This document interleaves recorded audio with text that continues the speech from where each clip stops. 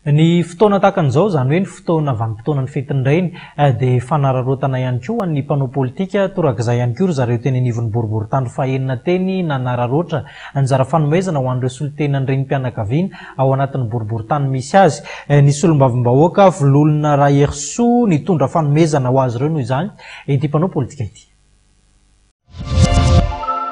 Manoloana ny fankalazana ny fetin'ireny izao dia nizara fanomezana ho an'ny solon-tenan'ireny miisa 530 avetsy amin'ny boriboritany fahenina ny solombavambahoaka voafidy teny an-toerana.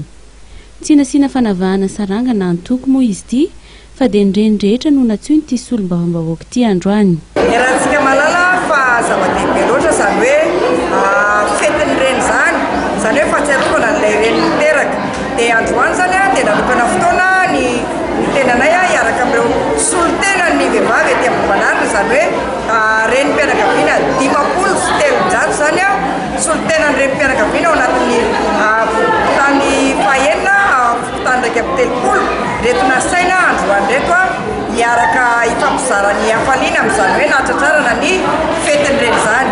Izy ity dia hetsika mpanao isa-taona. Misy manko hoe renim-pianakaviana tsy mba manana mahatsiaro any tokantrano any amin'ny eto hoe sahirana, misy ny jaly amin'ny tokantrano misy ihany koa manamoteny dia vokatr'izay zany dia mahatsiaro azy reny mandrakariva izay isa-taona.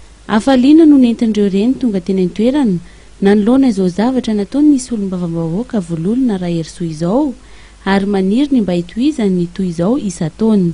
Nareo namemba mikarakara amin'ireny kibokinosana dia mirahasoa manova peritsambatra daholo rapitsy. Efa fanao n'ity solombavambahoaka ity ny zavatra sahala amin'izao izay mifandraika tanteraka ihany koa amin'ny asa sosialy izay ataony.